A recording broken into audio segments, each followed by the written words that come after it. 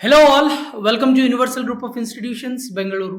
Welcome to our special series on KS Mains Economics Topics.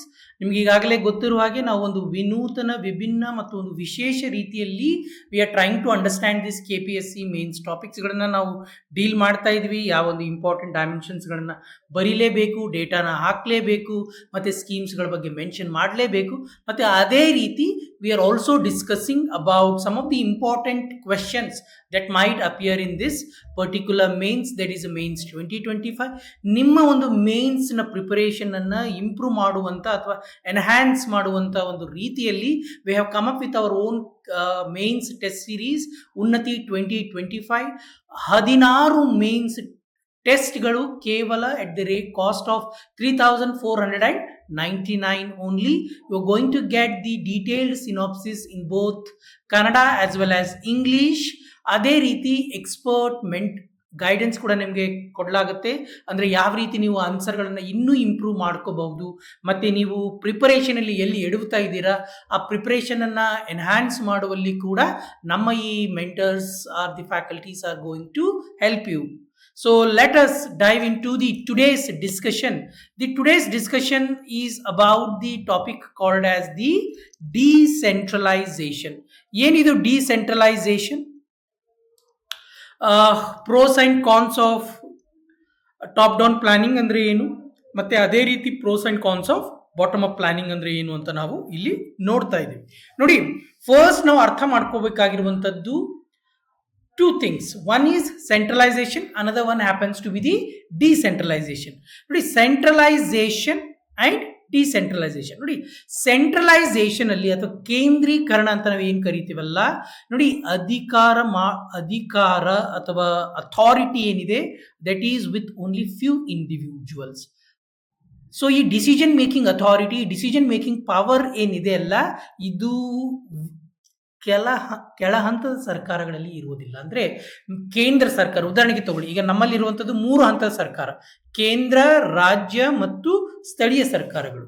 ನಾವು ಕೇಂದ್ರೀಕರಣಗಳ ಬಗ್ಗೆ ಮಾತಾಡಿದ್ರೆ ಏನಾಗುತ್ತೆ ಅಂದರೆ, all the powers R concentrated with the central government.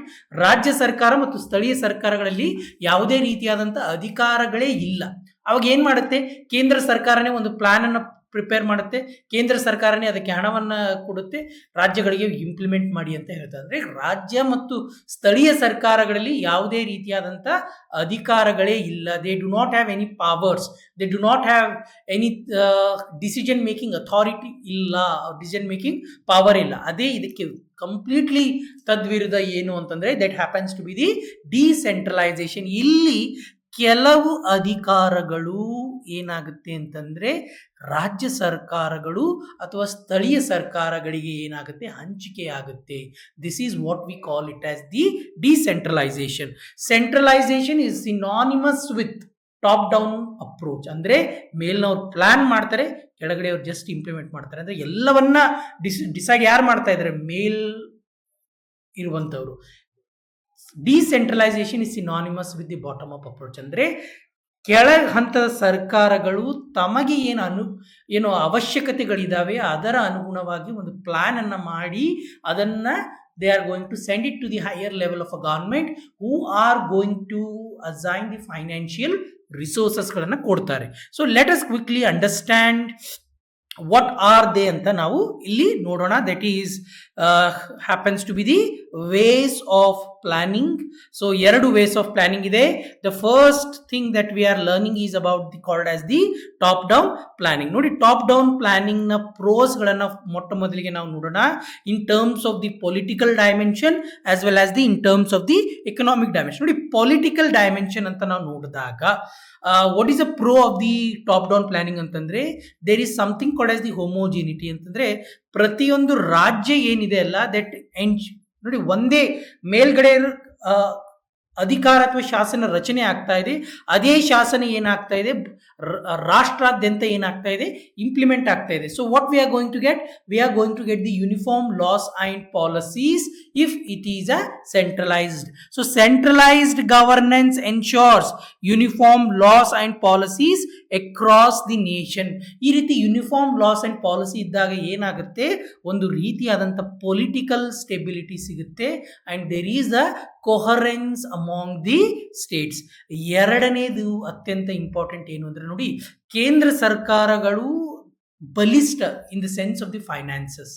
ಒಂದು ವೇಳೆ ಏನಾದರೂ ಕ್ರೈಸಿಸ್ ಆದಲ್ಲಿ ಅಂತಹ ಒಂದು ಕ್ರೈಸಿಸ್ ಅನ್ನ ಹೋರಾಡುವಂಥ ಶಕ್ತಿ ಅವರಲ್ಲಿ ಇರುತ್ತೆ. ನೋಡಿ, allows quick and decision during the emergency, ಏನಾದರೂ ವಿಪತ್ತು ಬಂದಲ್ಲಿ so that they are able to swift ಆಗಿ ರೆಸ್ಪಾಂಡ್ ಮಾಡ್ಬೋದು.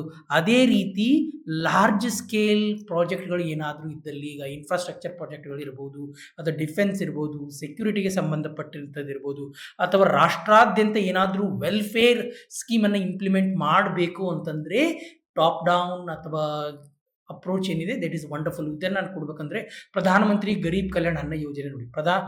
V had something called as the national food security act ಇದೆ.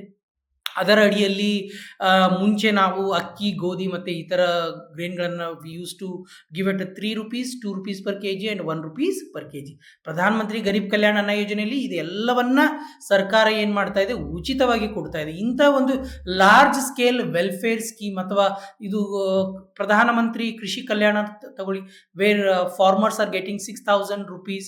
ಸೊ ಇಂಥ ಒಂದು ವೆಲ್ಫೇರ್ ಸ್ಕೀಮ್ಗಳು, ಸಮಾಜ ಕಲ್ಯಾಣ ಮುಖಿಯಾಗಿರುವಂಥ ಯೋಜನೆಗಳ ರ್ಯಾಪಿಡ್ ಅನುಷ್ಠಾನ ಅಥವಾ ಲಾರ್ಜ್ ಸ್ಕೇಲ್ ಅನುಷ್ಠಾನ ನಾವು ಎಲ್ಲಿ ಕಾಣ್ತೀವಿ ಅಂದರೆ ಟಾಪ್ ಡೌನ್ ಪ್ಲಾನಿಂಗ್ ಅಲ್ಲಿ ನಾವು ಕಾಣ್ತೀವಿ. ಈಗ ಎಕನಾಮಿಯಲ್ಲಿ ನೋಡಿದಾಗ ಏನಾಗುತ್ತೆ ಅಂದರೆ ಯೂನಿಫಾರ್ಮ್ ಫಿಸ್ಕಲ್ ಆ್ಯಂಡ್ ಮಾನಿಟರಿ ಪಾಲಿಸೀಸ್ಗಳು ನಮಗೆ ಕಾಣಸಿಗುತ್ತೆ. Because centralised control over fiscal and maintain the economic stability, ಅಲ್ಲಿ ಪೊಲಿಟಿಕಲ್ ಸ್ಟೆಬಿಲಿಟಿ, ವೆಲ್ಫೇರ್ ಆಗುತ್ತೆ, ಗವರ್ನೆನ್ಸ್ ಆಗುತ್ತೆ.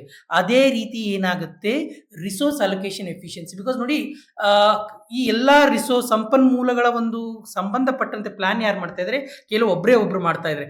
ಅವ್ರು ಏನು ಮಾಡ್ತಾರೆ, ಯಾವ ಸಂಪನ್ಮೂಲ ಎಲ್ಲಿ ಹೋಗಬೇಕು, ಆ ಸಂಪನ್ಮೂಲ ಯಾವ ರೀತಿ ವಿನಿಯೋಗಿಸಬೇಕು, ಮತ್ತು ಕೊನೆಯಲ್ಲಿ ಯಾವ ಒಂದು ಟಾರ್ಗೆಟ್ ಅಥವಾ ಗೋಲ್ಸ್ಗಳನ್ನು ಅಚೀವ್ ಮಾಡಬೇಕು ಅಂತ ಸ್ಪಷ್ಟವಾದಂಥ ಒಂದು ರೋಡ್ ಮ್ಯಾಪನ್ನು ಅವರು ಹಾಕ್ತಾರೆ. So that the more and more investment can be directed towards those regions which are under developed ಅಂತ ಹೇಳ್ಬೋದು. ಅದೇ ರೀತಿ ಏನಾಗುತ್ತೆ, ನಾನು ಸ್ಪಷ್ಟವಾಗಿ ಹೇಳಿದೆ, large scale investment, infrastructure project ಇರ್ಬೋದು ಅಂತ ಎಲ್ಲ ಒಂದು, because they require a great amount of investment.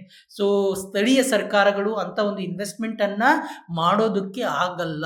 ಈಗ ಉದಾಹರಣೆಗೆ ಇನ್ಫ್ರಾಸ್ಟ್ರಕ್ಚರ್ ನೋಡ್ತೀವಿ ನೀವು, ಬುಲೆಟ್ ಟ್ರೈನ್ ಪ್ರಾಜೆಕ್ಟ್ ನೋಡಿ, ಅಥವಾ Delhi to Mumbai infrastructure corridor ನೋಡಿ, ಅಥವಾ ನಮ್ಮ ಬೆಂಗಳೂರು ಮೈಸೂರು ಕಾರಿಡಾರೇ ನೋಡಿ. ಇಂಥ ಎಲ್ಲ ಪ್ರಾಜೆಕ್ಟ್ಗಳು which requires great amount of investment ಏನಿದೆ ಅಲ್ಲ, ಕೇವಲ ಸ್ಥಳೀಯ ಸರ್ಕಾರಗಳು ಅಥವಾ ರಾಜ್ಯ ಸರ್ಕಾರಗಳಿಂದ ಇಂಥದ್ದು ಸಾಧ್ಯವಾಗುವುದಿಲ್ಲ. ಅಂತಲ್ಲಿ ಏನಾಗುತ್ತೆ ಅಂದರೆ ಕೇಂದ್ರದ ಪಾತ್ರ ಅತ್ಯಂತ ಪ್ರಮುಖವಾಗುತ್ತೆ. ಇವುಗಳ ಒಂದು ಕಾನ್ಸ್ ಏನು what are the negative points ನೋಡಿ.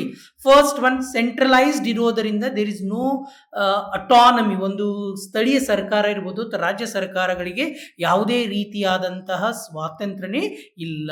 ಮತ್ತು ನೋಡಿ, ಎಲ್ಲ ಪಾಲಿಸಿಗಳನ್ನು ಬ್ಯೂರೋಕ್ರಾಟ್ಸೇ ಡಿಸೈನ್ ಮಾಡಿದಾಗ ಏನಾಗುತ್ತೆ, ಅತಿ ಹೆಚ್ಚು ರೆಡ್ ಟೇಪಿಸಮ್ ಆಗಲಿ, ಇನ್ಎಫಿಷಿಯನ್ಸಿಗಳಾಗಲಿ ಅಂಥದ್ದು ಡಿಸಿಷನ್ ಮೇಕಿಂಗ್ಗಳಲ್ಲಿ ಲೇಟ್ ಆಗುವಂಥದ್ದು ನಾವು ಕಂಡು ಬರ್ತೀವಿ. Because it leads to red tape and slow implementation. ನೋಡಿ, ಎಲ್ಲವನ್ನು ಮೇಲ್ನವರೇ ಮಾಡ್ತಾ ಇದ್ರೆ ಕೆಳಗಡೆ ಇರುವಂಥ ಜನರಿಗೆ ಅನಿಸುತ್ತೆ ಒಂದು ರೀತಿ ಅನಾಥ ಪ್ರಜ್ಞೆ ಕಾಡೋದಕ್ಕೆ ಸ್ಟಾರ್ಟ್ ಆಗುತ್ತೆ, which leads to dissatisfaction and people will not be ready to accept it. ಈಗ ಅದೇ ರೀತಿ ಎಕನಾಮಿಕ್ ಆ್ಯಂಗಲ್ ಅಲ್ಲಿ ನೋಡಿ, ಟಾಪ್ ಡೌನ್ ಪ್ಲಾನಿಂಗ್ನ ಒಂದು ನೆಗೆಟಿವ್ ಆಸ್ಪೆಕ್ಟ್ ಏನು ಅಂತ, central planners may not have an accurate understanding of the local economics. ಸ್ಥಳೀಯ ಒಂದು ಎಕನಾಮಿಕ್ ಕಂಡೀಷನ್ಸ್ ಏನಿದೆ ಅವುಗಳನ್ನು ಮೇಲಿನವರು ಅರ್ಥ ಮಾಡಿಕೊಳ್ಳದೇ ಇರಬಹುದು, ಅರ್ಥೈಸಿಕೊಳ್ಳೋದ್ರಲ್ಲಿ ಎಡಬಹುದು ಅಂತ ನಾವು ಹೇಳ್ಬೋದು. ನೋಡಿ, ಎಕ್ಸೆಸಿವ್ ರೆಗ್ಯುಲೇಷನ್ ಇರೋದ್ರಿಂದ ಏನಾಗುತ್ತೆ ಅಂತಂದರೆ ಅದರಿಂದ ಇನ್ನೋವೇಷನ್ ಏನಾಗುತ್ತೆ, ಸಾಧ್ಯ ಇಲ್ಲ. That suppress the feeling of the entrepreneurship. ನೋಡಿ, risk of over centralisation it is going to lead the monopolisation. ಯಾಕಂದರೆ ಕೆಲವು ಜನರು ಏನಾಗ್ತಾ ಇದೆ ಅಂದರೆ ಡಿಸಿಷನ್ಗಳನ್ನು ಮಾಡ್ತಾ ಇದ್ದಾರೆ. So this is about the top down planning. Very simple to understand. ಎಲ್ಲ ಮೇಲಿನವರೇ ಡಿಸಿಷನ್ ಮಾಡ್ತಾ ಇದ್ದಾರೆ, ಕೆಳಗಡೆಯವರು ಜಸ್ಟ್ ಇಂಪ್ಲಿಮೆಂಟ್ ಮಾಡ್ತಾರೆ. ಆ ಪಾಲಿಸಿ ಡಿಸೈನ್ ಮಾಡೋದ್ರಿಂದ ಹಿಡಿದು ರಿಸೋರ್ಸ್ಗಳನ್ನು ಅಲೋಕೇಶನ್ ಇರಬಹುದು, ಅಥವಾ ಎಲ್ಲಿ ಎಷ್ಟು ಹಣ ಹೋಗಬೇಕು, ಯಾವ ರೀತಿಯಾದಂಥ ಟಾರ್ಗೆಟ್ಗಳು ಅಚೀವ್ ಆಗಬೇಕು, ಇವೆಲ್ಲವನ್ನು ಕೂಡ ಯಾರು ಡಿಸೈಡ್ ಮಾಡ್ತಾ ಇದ್ದಾರೆ, ಕೇಂದ್ರ ಸರ್ಕಾರನೇ ಡಿಸೈಡ್ ಮಾಡುತ್ತೆ. ರಾಜ್ಯ ಸರ್ಕಾರ ಮತ್ತು ಸ್ಥಳೀಯ ಸರ್ಕಾರಗಳಿಗೆ ಯಾವುದೇ ರೀತಿಯಾದಂಥ ಇಲ್ಲಿ ಪಾತ್ರ ಇರುವುದಿಲ್ಲ. ಇದಕ್ಕೆ ತದ್ವಿರುದ್ಧವಾದದ್ದು ಯಾವುದು ಅಂತಂದರೆ that is bottom up planning. ಅಂತಂದರೆ ಸ್ಥಳೀಯರು ಅಥವಾ ಸ್ಥಳೀಯ ಸರ್ಕಾರಗಳು ತಮ್ಮ ಒಂದು ಏನು ಅವಶ್ಯಕತೆ ಇದೆ ಅದರ ಅನುಗುಣವಾಗಿ ಅವ್ರು ಏನು ಮಾಡ್ತಾರೆ, they are going to prepare the plan. ಈ ಪ್ಲ್ಯಾನನ್ನು ಮೇಲ್ಗಡೆ let's say call it as the central government ಅವ್ರಿಗೆ ಕಳಿಸ್ತಾರೆ. ಅವ್ರು ಏನು ಮಾಡಬೇಕು, ಇದನ್ನು ಅನುಮೋದಿಸುವುದಲ್ಲದೆ ಇದಕ್ಕೆ ತಗುಲುವಂಥ ವೆಚ್ಚವನ್ನು ಕೊಡಬೇಕು, ಫೈನಾನ್ಸಸ್. ಅಥವಾ ಇದಕ್ಕೆ ಒಂದು ಮುಂದೆ ಹೋಗಿ ಇನ್ನೊಂದು ಸ್ಟೆಪ್ ಮುಂದೆ ಏನು ಅಂದರೆ the state governments are the local governments itself should be empowered to collect even the tax. This is what we call it as the bottom up planning ಅಂತ ಕರಿತೀವಿ. Let us quickly look at the pros and cons of bottom up planning ಏನು ಅಂತ ನಾವು ನೋಡೋಣ.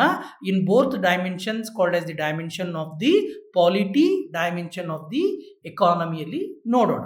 So political ಇಂದ ಏನು, local governance ಏನಾಗುತ್ತೆ, enhance ಆಗುತ್ತೆ. ಕಾರಣ ಏನು ಅಂದರೆ ಸ್ಥಳೀಯರಿಗೆ ಏನು ಬೇಕು, ತಮ್ಮ ಅವಶ್ಯಕತೆಗೆ ಅನುಗುಣವಾಗಿ ಏನಾಗುತ್ತೆ, ಇದು ಒಂಥರ ಏನು ಅಂದರೆ ಧ್ವನಿ ಇಲ್ಲದವರಿಗೆ ಧ್ವನಿ ಕೊಟ್ಟ ಹಾಗೆ. ಏನು ಅಂದರೆ ಮುಂಚೆ ಯೋಜನೆಗಳ ನಿರ್ಮಾಣದಲ್ಲಿ ಅಥವಾ ಶಾಸ್ತ್ರ ರಚನೆಯಲ್ಲಿ ಏನಾಗ್ತಾ ಇದೆ, ಅವರಿಗೆ ಯಾವುದೇ ರೀತಿಯಾದಂಥ ಪಾತ್ರನೇ ಇಲ್ಲ. ಈಗ ನಾವು they have the voice where they are able to come up what they need. Responsive policies ಇರುತ್ತೆ. ಕಾರಣ ಏನು ಅಂತಂದರೆ ಆಯಾ ಸ್ಪೆಸಿಫಿಕ್ ಲೋಕಲ್ ಚಾಲೆಂಜ್ ಏನಿದೆ ಅಲ್ಲಿರುವಂಥ ಸ್ಥಳೀಯ ಒಂದು ಸವಾಲುಗಳಿಗೆ ತಕ್ಕಂತೆ ಏನಾಗುತ್ತೆ, they are going to create the policy or the scheme. Enhanced participation reason more, and this opens the door for all the people to be part of this planning. Involves civil society in policy making irbodu, which increases ಏನಾಗುತ್ತೆ ಪಾರದರ್ಶಕತೆ ಮತ್ತು accountability, ಜವಾಬ್ದಾರಿತನ ಏನಾಗುತ್ತೆ ಜಾಸ್ತಿ ಆಗುತ್ತೆ. ಈಗ economic dimension ಅಲ್ಲಿ ಏನು ನಾನು ಹೇಳಿದೆ, ಸೆಂಟ್ರಲೈಸ್ಡ್ ಇದ್ರೆ ಆಂಟ್ರಪ್ರಿನರ್ಶಿಪ್ ಸ್ಪಿರಿಟ್ ಏನಾಗ್ತಾ ಇದೆ, ಕಡಿಮೆ ಆಗುತ್ತೆ, ಇನ್ನೋವೇಟಿವ್ನೆಸ್ ಇರಲ್ಲ. ಅದಕ್ಕೆ ವಿರುದ್ಧವಾಗಿ ಇದು it encourages the entrepreneurship and innovation. Economic inclusivity ಅಂದರೆ ಸ್ಮಾಲ್ ಬಿಸ್ನೆಸಸ್ ಇರ್ಬೋದು, ಇನ್ಫಾರ್ಮಲ್ ಸೆಕ್ಟರ್ ಇರ್ಬೋದು, ಅವರು ಎಲ್ರಿಗೂ ಏನು ಅಂತ ಏನಾಗುತ್ತೆ ಅಂದರೆ ಇದು ಒಂದು ರೀತಿ it talks about the inclusive growth. ಮತ್ತು ಲೋಕಲ್ ಗವರ್ನಮೆಂಟ್ಗಳು ಏನಿರುತ್ತೆ ತಮ್ಮ ಸ್ಥಳೀಯ ಕ್ರೈಸಿಸ್ಗಳು ಏನಿರುತ್ತೆ, ಸ್ಥಳೀಯ ಚಾಲೆಂಜಸ್ ಏನಿರುತ್ತೆ ಅದಕ್ಕೆ ಅನುಗುಣವಾಗಿ they can always design the policy, and which is very must is need. So ಹಾಗಾದರೆ ಕಾನ್ಸ್ ಅಂದರೆ ಇದರ ನೆಗೆಟಿವ್ ಪಾಯಿಂಟ್ ನೋಡಿ, excessive decentralisation can lead to policy inconsistency across the region. ಪ್ರಾದೇಶಿಕವಾಗಿ ಬೇರೆ ಬೇರೆ ಪಾಲಿಸಿ ಬಂದಲ್ಲಿ ಏನಾಗುತ್ತೆ ಅಂದರೆ we will not be able to achieve the uniformity ಅಂತ ಒಂದು ಪ್ರಾಬ್ಲಮ್ ಆಗುತ್ತೆ.